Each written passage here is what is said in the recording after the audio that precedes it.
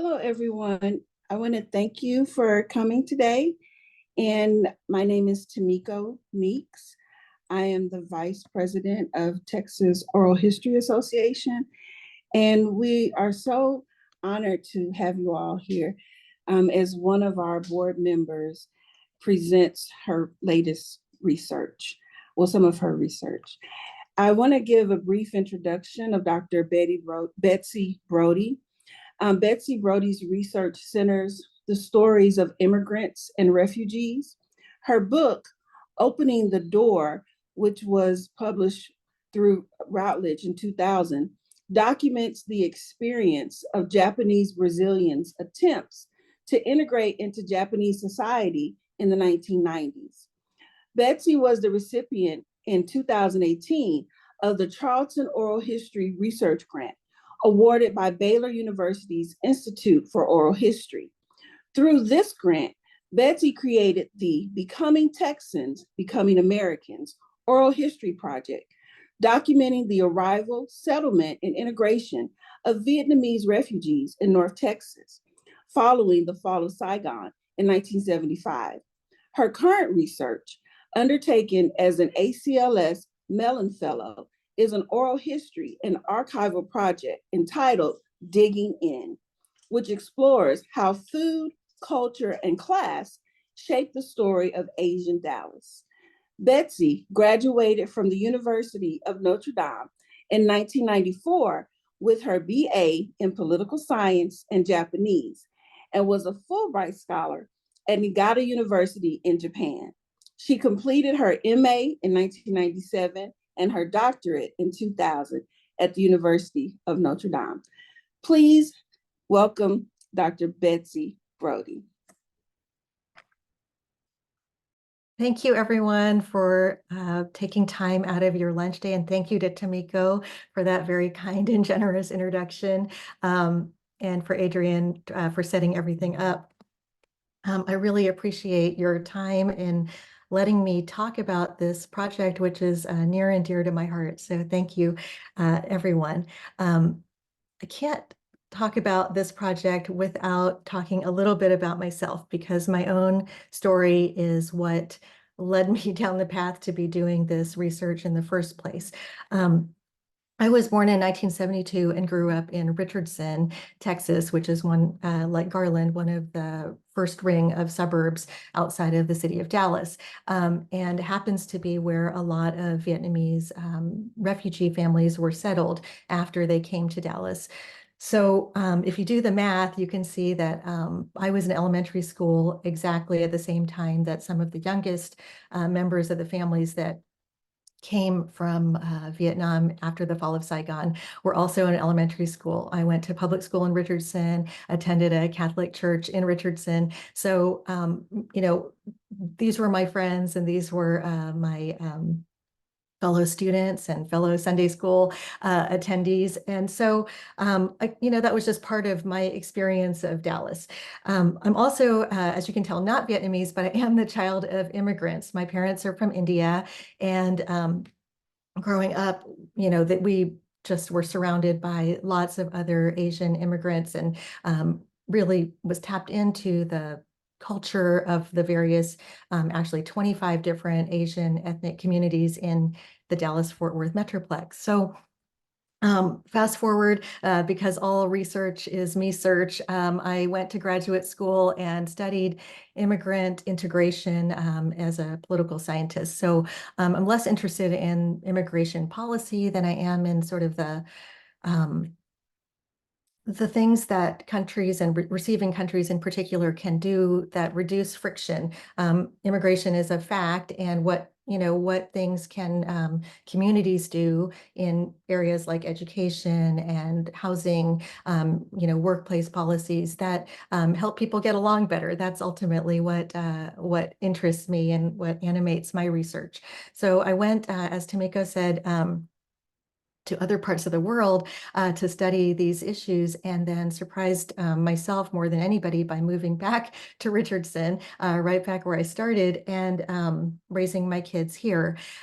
So when my younger child was in 4th grade, he had to do a project called How Did Y'all Get to Texas? And that's when I realized, as he was trying to do the research, that there really hadn't been very much, there wasn't much to draw on in terms of the Asian communities in Dallas, in terms of even just casual, newspaper type stuff, or even scholarly research to draw upon. So I was really surprised by that because from my experience in Dallas and Richardson, and in Texas in general, the Asian community is a visible and vibrant and successful part of the landscape. So I was really surprised, and it didn't seem right to me. And I was, I guess you could say, a little bit mad and a lot curious about the experiences that my friends and classmates' families might have had when they came to this area. So I had the opportunity through Baylor's Institute for Oral History to just answer the questions that I had about the challenges that were faced in these communities as they settled in, as people got jobs, joined parishes, and went to school. So why did I choose oral history? I think it really fit my goals in even asking these questions. It really wasn't about me. I just wanted to ask these questions and get answers and get them on sort of the historical record. So documenting and preserving the stories, especially as the older generation, people who were heads of households at the time that they came as refugees, as they get older, I wanted to make sure while they could remember and while they could tell their stories, that we could create that record and to handle it responsibly, to make sure that it was preserved and taken care of in an archive. So these stories are all at Baylor, and I feel just really good and confident about that. Also, I wanted it to be in their words, right? I didn't, I had questions that I didn't know the answers to, and I wanted to talk to the people that experienced this. And also with the benefit of, all these years since they had the experience, to sort of have the added opportunity to hear how they think it all went. Why did they do what they did? How did it go in real time when they were doing it? What are their reflections after all this time? So creating that primary source in the voices and the words of the people who experienced it was also very important. And then the fourth grader problem, I wanted to make sure, and it was important to me, that both the community could see that they were represented, that their stories were represented, and that with just a simple Google search, that someone like my son, or anybody that wanted to be doing a report that touched on these stories, could access and listen to the stories and use them for their school project, or just to show their grandchildren that these are the stories that matter to my community and are relevant. So oral history was a wonderful research method to accomplish all of those goals. So I did the interviews and had these various themes emerge after I was able to analyze the transcripts. So today I'm just going to take the opportunity to present a little bit from each of these themes, and to also share with you the voices of the actual narrators in some of these cases. So the themes that emerged were survival, right? Not just once they got here, but literally surviving the journey, surviving, in some cases, re-education camps and so on. Language, the impact of language on their experience as refugees in work, in school, and in other areas. Work and school experiences. We here talked about experiences and attitudes towards discrimination and the different opportunities that were available for different members of the community. Small kindnesses, I'll share more about that later, but that was a theme that came through in all of the interviews, and really for me left the biggest impact doing this project. Identity, as you can tell from the title of the project, it is touching on and exploring ways that this group, this community thinks about their identity, both as Vietnamese speakers, as people of Vietnamese heritage, but also people who have made a life, in some people's cases, almost their whole life, here in the United States or here in Texas. So we talked a lot about those types of issues as well, and that comes out in the transcripts. And food, as Tomiko mentioned, my current project that I'm working on deals more broadly with the Asian community in Dallas through the lens of food, but that idea for that project came out of this one because even though I didn't know to ask questions about food, in almost every interview, it came up. So it was clear that that food is a very important part of people's experience of fitting in, feeling at home, feeling safe, feeling comfortable, and also trying to create businesses. So we'll talk about these things as we go forward. So here, I'd like to introduce you to Dr. Walter Nguyen. Some of you who live in Dallas may know him. He is a very prominent in the nonprofit community here in Dallas. So let me play a clip of him talking, and I'll cut it off because it's a little bit long, but he's talking about his departure from Vietnam, and I really hope everyone can hear this. And then one day, and I remember that it's very dark. It's a dark night of October 31st or so, the 1982.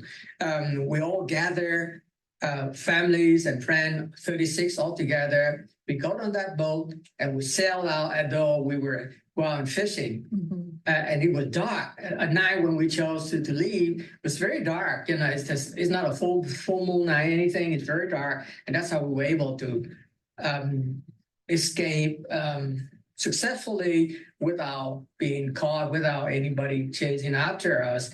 After 3 days and 3 nights on a high sea, we were aiming to go toward the Philippines, because this is in the southern part of Vietnam. But it's more or less we get out both, there was there's not a lot of equipment. There's a compass. That's the only thing. And so we're just trying to steer east. It's going south as well. Somehow it was drifting south. And then on the night of November, about 3 nights or so after we left, we were spotted by a French vessel. It's called the Le Goélo. So he goes on to say that they thought it was pirates. They thought that they were going to be captured and taken back and imprisoned. But actually, the La Goélo was carrying a group like Doctors Without Borders, a humanitarian group, which someone from the tanker called out on a megaphone, does anyone speak English? And Dr. Nguyen actually had studied abroad in Wisconsin and was, working using his English in Vietnam. He ran up to the deck and he said, yes, I speak English. And they asked, are you good people? And he said, yes, we're women and children. And so they were all able to be rescued. And he goes on, it's a very dramatic story that involves, having to sink the ship that they escaped on. And his story is, not the only dramatic story of escape and rescue that was told to me in doing this project. So we've, got multiple people that were reporting being stopped by pirates, weather challenges, shipwrecks. Another theme that came out in the survival area was about preparation and luck. So there were a couple of people who had elderly relatives who took it upon themselves to sew gold into the shoes of the children so that once they arrived, they would have some kind of currency that, you know, would hopefully work wherever they ended up, because of course they didn't know where they would end up. So these stories are remarkable and show, you know, really illustrate in personal terms the sort of confusion and lack of information or misinformation that characterize this chaotic process of leaving Vietnam. Also, several of the people that I interviewed reported, you know, really sad, and, you know, most of it ended up okay, but separation from families, uncertainty in the process, you know, whether it be on the front end as they were leaving Vietnam or later at refugee camps. So those stories of survival are really remarkable, and I'm glad that they are preserved. And then, So it goes without saying that nobody really plans to be a refugee, right?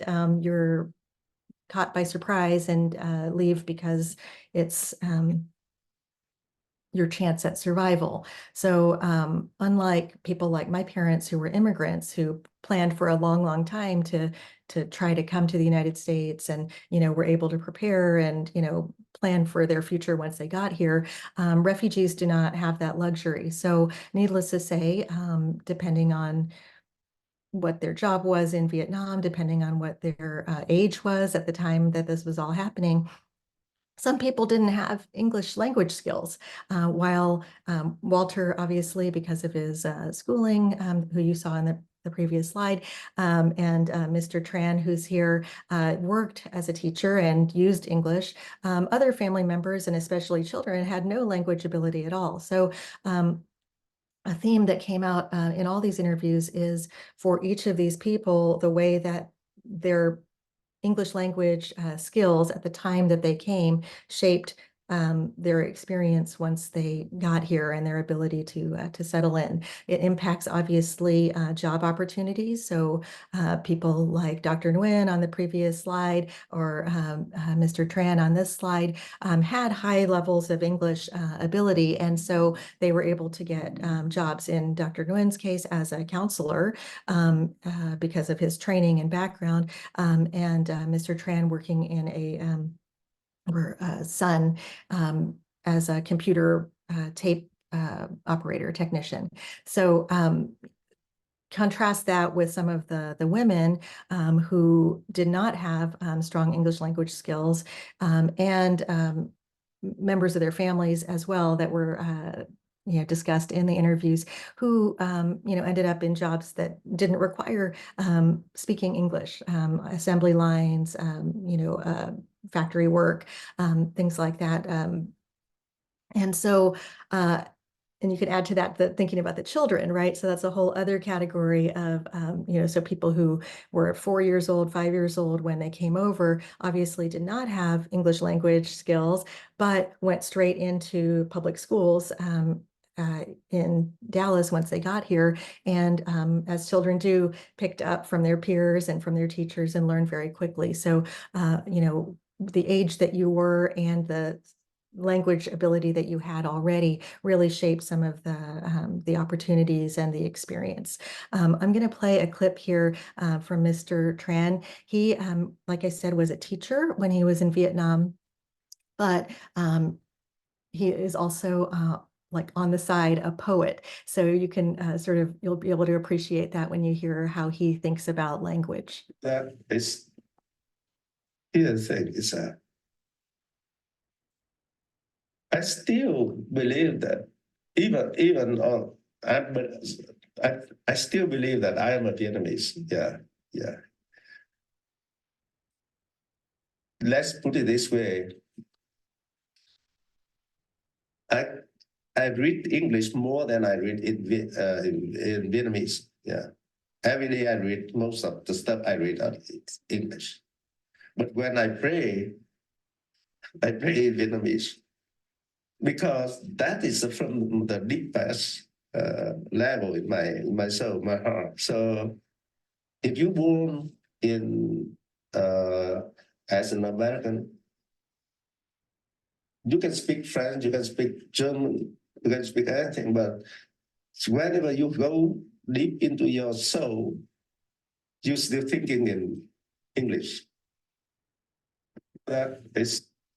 So yes, this family here illustrates something that I saw over and over in the interviews, which is what I have here is the focus on generational progress. So the attitudes about racism and discrimination that everybody did experience and talked about, I was surprised because there was a very sort of practical attitude about the racism and discrimination that was experienced. All of the older people that I talked to who had experienced this in the workplace were, just sort of like, well, yeah, this happened, but we were focused on our kids getting an education, on, on making a better life for our family through progress in the next generation. So this family, the father and one of the daughters I interviewed is actually a much larger extended family, but the father, Mr. Sautran, who's pictured here, he had actually worked in the U.S. Embassy during the Vietnam War. So he was involved in helping get all those people evacuated from the embassy. In the process, he was separated from his family, and so the two younger women here are his daughters who he had these are twins, and this family is full of doctors. The twin on the left is a lawyer. The twin on the right is a doctor. They have other siblings that are doctors and lawyers and professionals, and the parents are very proud of that, that generational progress. While they were privileged and had high status in Vietnam, came here and sort of took the jobs that were available, but were really focused as a family on cohesiveness, working hard together, and moving forward in terms of the next generation's progress. So that was not unusual in the people that I talked to, a real sense of the family unit collectively, as opposed to sort of any individual, in terms of status and achievement. So many of the people, many of the families talked about shifts in social class, like they were, very high status in Vietnam, perhaps, but then came here and really started with nothing, and the kindness of churches and community groups.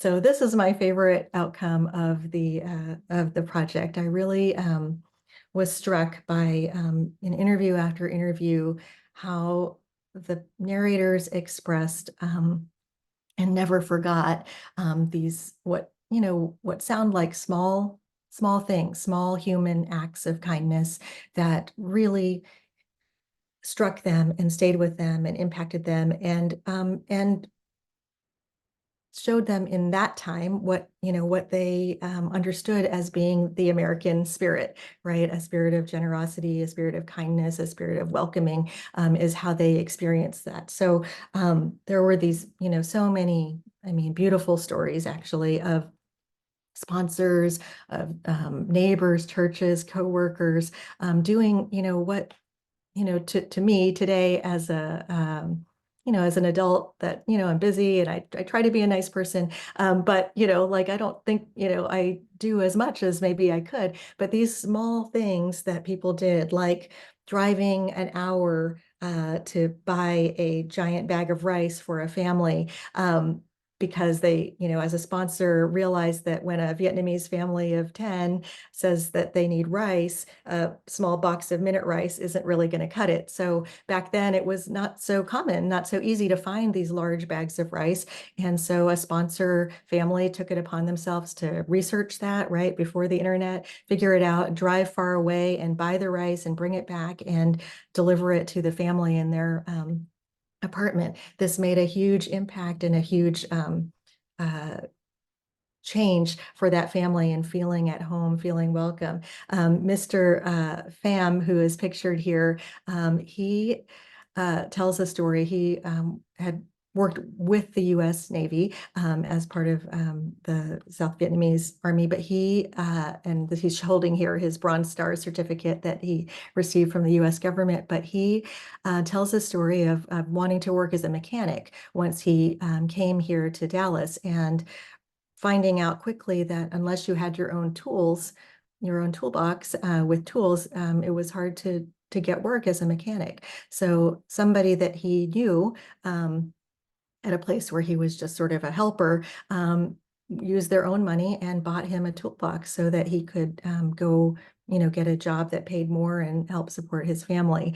Other stories like that, transportation. So none of these families, they literally came with nothing and were put into apartments by either, the Catholic Charities or other organizations, and many didn't have transportation. And obviously in Dallas, it is, it's a challenge if you don't have your own transportation. So there were several people who I interviewed who told stories of neighbors giving them a motorcycle or giving them a car, coworkers chipping in and giving them a car, making Christmas possible for their children. So these types of things were really lovely to hear, and you could hear in the voices if you listen to the interviews how really how big of an impact and how big of a deal those small things were for these families.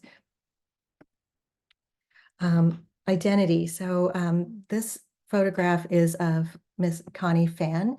She's holding, I don't know if you can tell, the front cover of this notebook that she's holding is officially emblazoned from the UN High Commissioner for Refugees. What she's drawn there is the dock where the boats would come in to take, if your number came up, take people from the refugee camp to wherever they were going to be resettled. So she was in, I believe it was Malaysia, in a refugee camp with her family for over a year. And so every day they would call different people's numbers to go to this dock that's depicted here. And, she drew it as a sort of a hope, during that time. When will my family get chosen? When will we get to leave this camp? So she speaks very eloquently, and you'll get to hear her clip here in a second about what it means to her to be American. You heard Mr. Tran earlier talking about, that he, prays in Vietnamese but reads in English. Many of the interviews, well, all of the interviews, I made sure to ask what, what do you think it means to be American? What do you think it means to be Vietnamese? How do you see yourself? What is your identity? And what came out in these interviews is a real flexibility about thinking about identity. You could hear that in Mr. Tran's clip from earlier, and repeated over and over in the interviews, gratefulness, gratitude for the freedoms and opportunities individually, but also for their families that they found in the United States. Their refugee experience, I think, really informs their American experience, their idea of, like I said earlier, what is the spirit of America, right? Of welcome, of generosity, of freedom, of opportunity, and all of those types of sentiments come through in the interviews. I'm going to play her clip so you can hear her. She's it's a little bit messed up. I don't know why, but she's talking about her sense of identity, her sense of patriotism. She has become an American citizen, raised her children in the United States as, as Americans, and she's talking about her feelings and emotions around that. I would consider myself Asian American now because I'm an American citizen, and even though I'm rooted in China, but I don't really have any connection with China because I've never been to China. But I do, learn the culture and the language when I was young. So it's still embedded in my brain that I know the language. I appreciate the language a lot, and I'm sure my children have a better life than me. My life was much better than my dad's life. So that's our goal. We just make our next generation have a better life. To me, we are very blessed to live in America, and the freedom we have now. I I feel a lot of people take it for granted. Sometimes I get emotional when I stand up and when religion, I always tears up and get. I wish I could sing again, but I usually tears up. So you can see how emotional that sense of belonging and feeling about being American is for Miss Fan. But that sentiment that, you can see it over and over in the interviews. And I hope that you do get a chance to listen to some of them.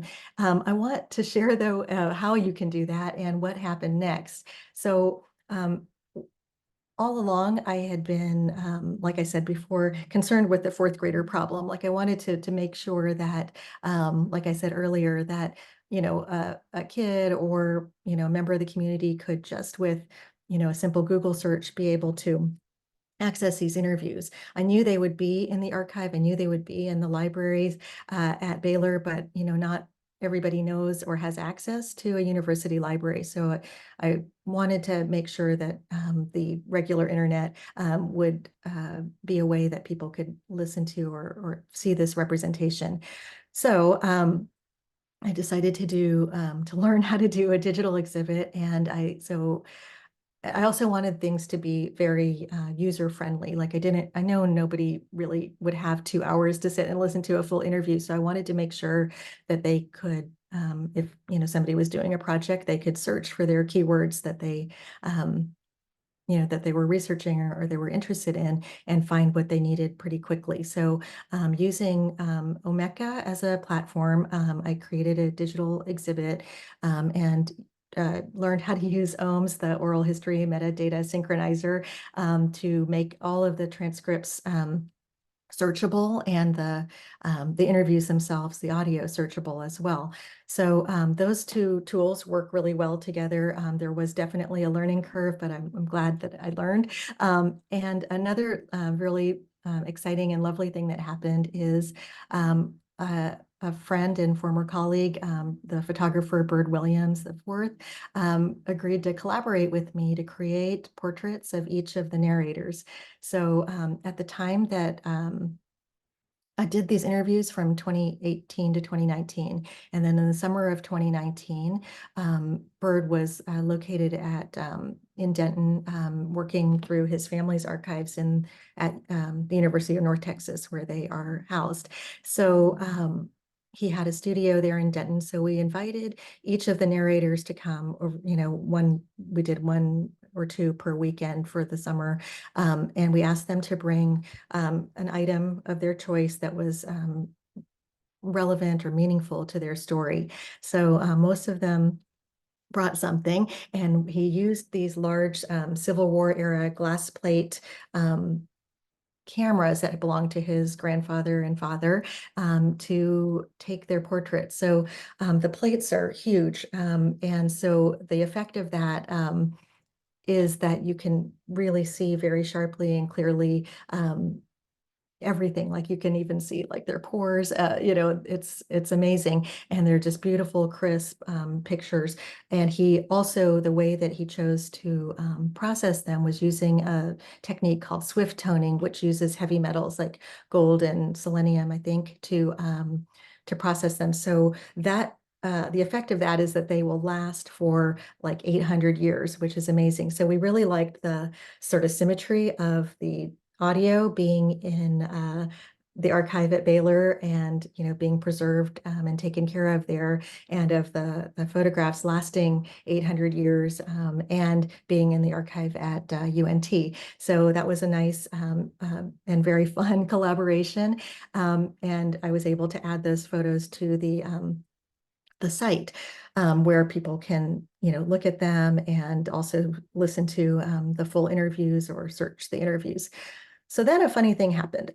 We did that in 2019, and then we were asked to create a physical exhibit. So SMU last May invited us to put on a physical exhibition. And so we printed the photos, framed them, did museum cards. And so what I did was I wanted, because like I said, these photos are so, you just feel like you're with the person because of just the sort of the nature of the way that they were taken. And so I created QR codes and audiograms for each of the portraits, which will take you directly on your phone. You scan the QR code and it takes you right to the clip, just a short clip of that narrator talking. Because we're also personally attached to our phones, it really does feel like the person is telling you a little bit of their story while you're standing in front of their picture. And so that was really, fun to do. It's also accessible because the audiogram, like what I used in this presentation, shows up on your screen. So, if you can't use sound because you're in a busy place, or if you're, you can't hear, you will be able to read that. So that was also a nice feature. So really grateful for SMU giving us that opportunity. And it was there from May to, I think, October. And that led to this year, we were invited by the city of Dallas to put on the same, we've actually improved it and added to it, exhibit as part of the city of Dallas and Dallas Police Department's Dragon Boat Festival that they're having. So you can see here the flyer that they're using to market it. It'll be at the Bathhouse Cultural Center, which is on White Rock Lake in Dallas from May 4th to June 8th. So that's a really exciting, opportunity for this community to have their stories facing the public and have members of the public who are there for, whatever reason, for, the food at the Dragon Boat Festival or just passing through the Bathhouse Cultural Center to be able to listen to these stories, listen to their voices, and be directed to the full interviews if they're interested. Another collaboration that's come out of this is with the Dallas Public Library. Last, also May, they have a large digital wall that they feature, multimedia and things like that. So they also, at the same time that this was at SMU physically, there was a digital opportunity at the downtown branch of the library for people to see the photos and listen to clips of the stories. So that's been really exciting, unexpected and really fun. But for me, it means a lot because what got me into this in the first place was really feeling, like I said earlier, a little bit mad and a lot curious about the experiences of this community. And it means so much to me to have the narrators, they showed up for the reception last year, and just to see their pride and also just, I think, validation at their stories being showcased for the public and in the community that they've made their lives in. So thank you so much for being here. Thank you to Baylor. Thank you to TOHA, to Bird, obviously, and the UNT libraries for archiving those photographs. Thank you, Dr. Brody. That was absolutely phenomenal.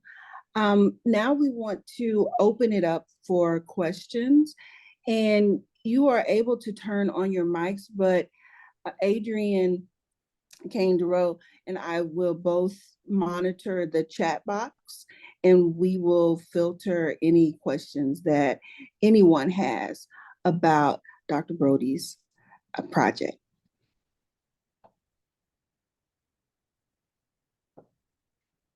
I'm going to see, I think we may have one question. Let me check the chat. Oh, that was Adrian. Sorry.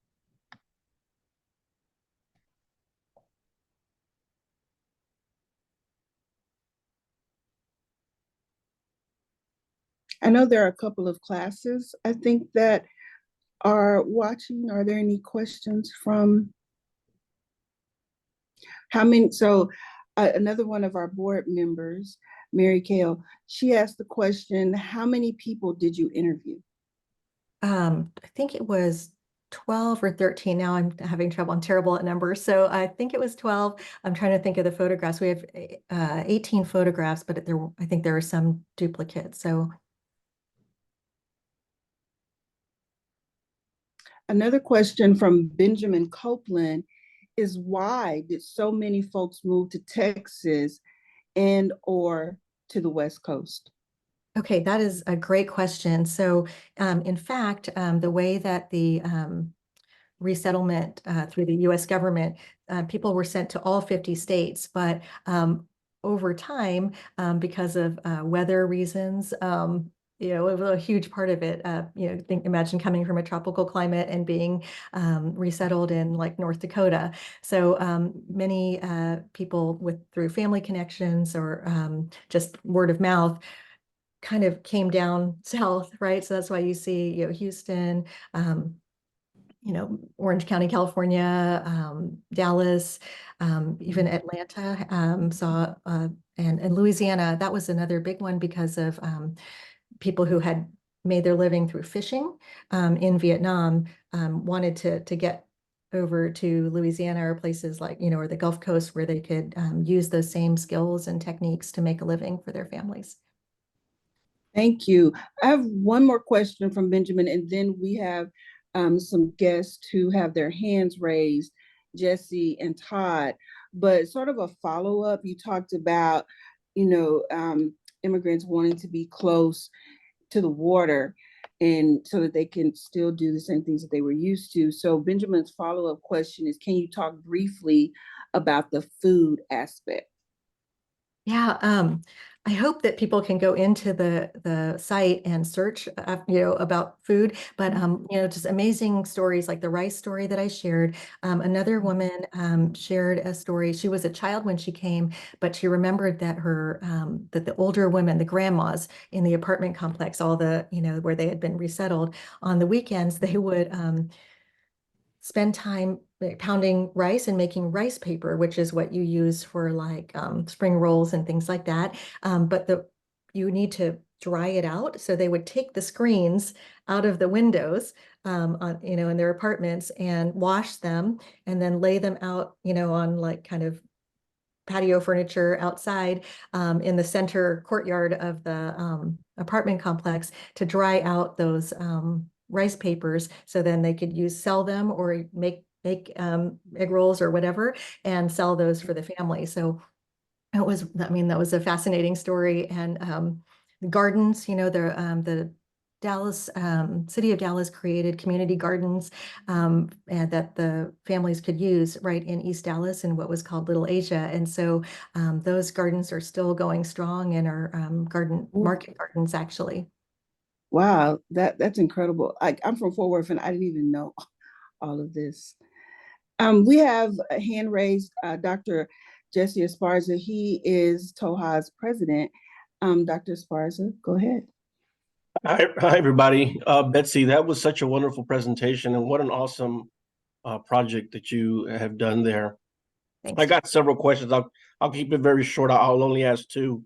The first question is, how difficult or not difficult was it for you to find persons to interview? I sometimes it's real easy for me. Other times I'm hearing no's everywhere I go. And so I'm wondering if you can speak a little bit to that.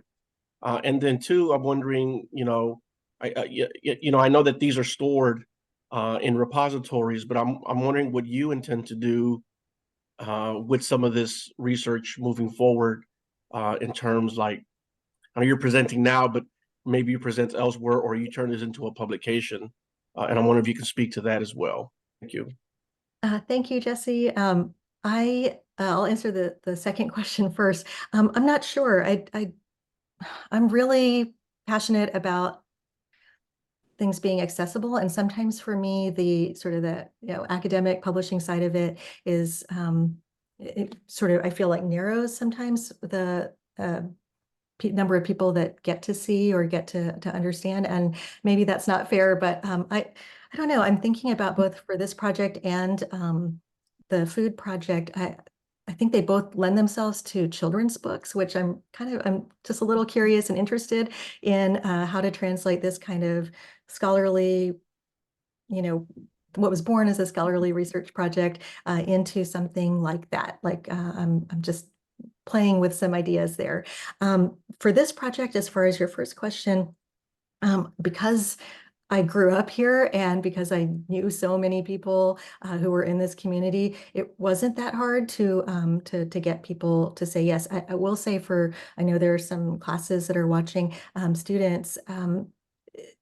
It really, really helps to have somebody within the community that will vouch for you. So I was very fortunate to have a couple of close friends who are Vietnamese themselves, Vietnamese Americans, and who were able to go to their parents and their uncles and so on and sort of explain the project and say, vouch for the fact that I was going to be very responsible and respectful with their stories. And another thing I will add about that, those, the friends that did this for me came back afterwards and were just flabbergasted because there were things that their uncles or their dads or whoever said in my interview that they'd never shared with the family.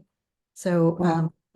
they were very grateful that they were able, through the audio, to pass those stories to their children and their children's children and so on. So that was a nice, just a really lovely side effect. Thank you.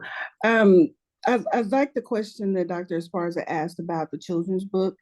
I did a book talk yesterday, and it was historical fiction. So that's a very interesting, that's something that you're thinking about. I think that's a good way to connect people to these histories.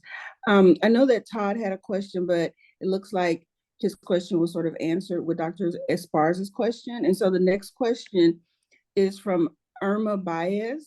The question is, did you get a chance to interview any of the children of the people you interviewed? Okay, so the twins that I showed you, I interviewed the dad and one of the twins. So in that sense, yes. I think, and then the man with the Bronze Star, I also interviewed his daughter. So that was interesting to get the same story from different perspectives. And to also, in both cases, the children spoke, now grown children spoke to their perspective on how their parents' parenting, right, and how that experience impacted their time as a youngster growing up. Thank you. Also, Olabode had a question, and it looks like you also answered his question about what method was used to recruit interviewees. And so the next question that we have is from another one of our board members, is Clint Patterson. He has his hand raised. Go ahead and ask your question. Thanks, Tomiko. Betsy, that was wonderful. It was great to hear more of just kind of how you engage in oral history and hear some of your story throughout that too. And so that's some of where this goes. I was really struck in your comment about how you were a lot curious, right? I think that just struck me and it resonated. So I wonder if you could just expand on maybe just this power of curiosity and how that relates to oral history as maybe an oral historian, but also as you progress in the research. And I think I just heard it a couple of minutes ago.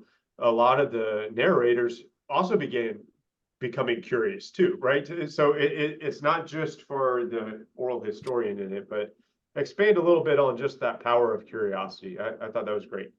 Yeah, I think if you are curious, you will ask good questions, and be a good listener, which I think those are sort of the fundamental tools for oral history. Are asking good questions and asking good follow-up questions based on what people said, not just walking in there with a list of questions and checking them off, but to listen and discern what's maybe, just under the surface. And so that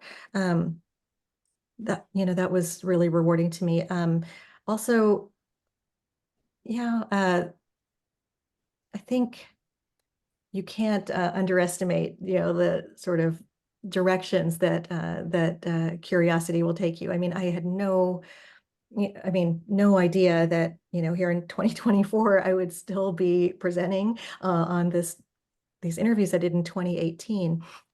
Oh, and that's another thing. I mean, it happens to everybody, I'm sure, but in the fact that I did these interviews on these topics in 2018 also impacted things that came up, right? Because if you think about what was going on in the country during that time period where, immigration and people's thoughts about immigration were very much in the news, the Muslim ban, things like that were on people's minds. If you take yourself back to that time. And so you can, if you listen to the full interviews, you can hear, some of the worry or some of the sort of contextualization of talking about 1975 in 2018. So I was wary, but also pretty curious about that, and it was so interesting to be talking about particularly the question, what does it mean to be an American? What does it mean for you to be an American in 2018? Thank you very much. Thank you. Oh, I'm sorry, Clint. Todd had a comment. He says, Betsy, you answered my question, and I hear you about the limits of academic writing, but let me throw out the possibility that a book could reach an even larger audience with whom you could share these stories with than those who've been able to visit the exhibition. And he wants to thank you for the presentation. Thank you, Todd, for coming and also for the vote of confidence. I have a question. This goes back to when you first started and you talked about your entry into it and the fact that you didn't really want to look at it from like a policy standpoint because you wanted to look at immigrant integration into American society.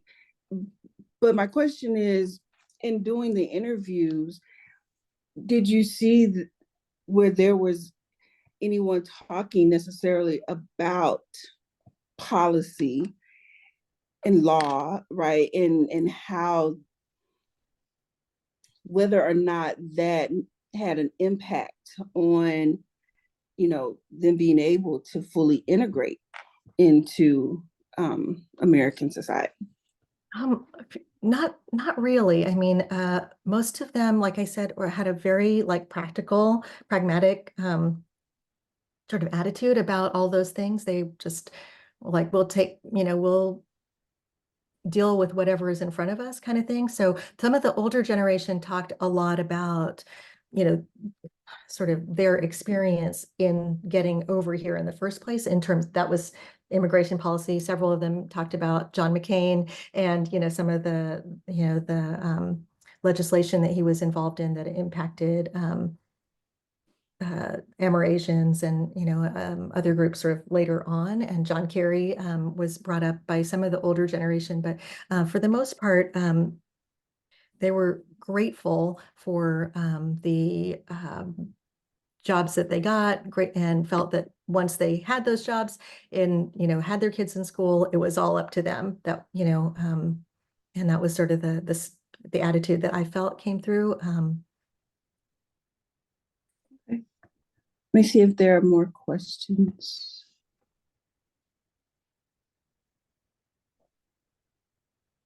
I have a question if there's time. Betsy, can you talk a little bit about the equipment you use to do these interviews? Did you got these through grants, or you had them already at your institution, or did you have to beg, borrow, and steal like the way I do all the time? Because Baylor is so generous with I was doing this through their oral history research grant. They also lent me the equipment, and I can't really remember what it was. It was a small sort of handheld with an internal mic. The project the next project I did, the Digging In Food project, I did that grant I was able to use to purchase actual, my own, and with microphones and everything. So that's nice to have too. But it was so generous of them to let me borrow it when I didn't have anything. Cool. Thank you. Thank you. Are there any other questions? We have about 4 minutes to the top of the hour. Adrian posted the link to the YouTube channel in the chat box for anyone where you can go and view the session. So thank you so much, Adrian. Adrian. Dr. Brody, do you have any closing thoughts that you want to leave us with? Anything that you want to? Well, I have something that I do want to say. I'm not promising anything, but I did ask Dr. Brody to think about presenting on her latest project at our upcoming conference in September. So if you are here today and you are interested in coming to the conference in September, maybe you will get a very special treat and be able to come to the session where, if she agrees, she talks about her latest project. Well, that project is, you can't talk about it without snacks. So there's an extra plug. That's even better. That's even better. And Adrian did us the huge favor of posting the dates, September 5th through the 6th at Prairie View A&M University in Prairie View, Texas. And we hope to see each of you there. Dr. Esparza, do you have any comments or anything you'd like to say? Yes. Only to say, again, thank you for joining us today.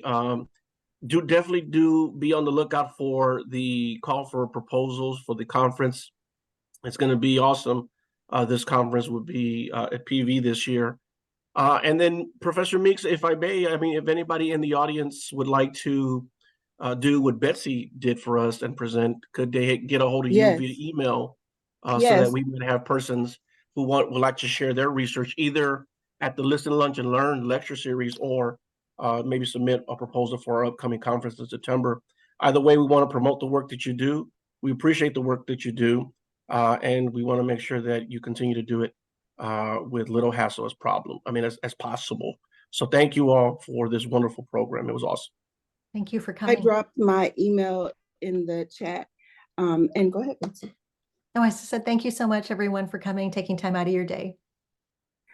And I also want to thank everyone for coming and attending, and thank you, Betsy, for such an awesome presentation.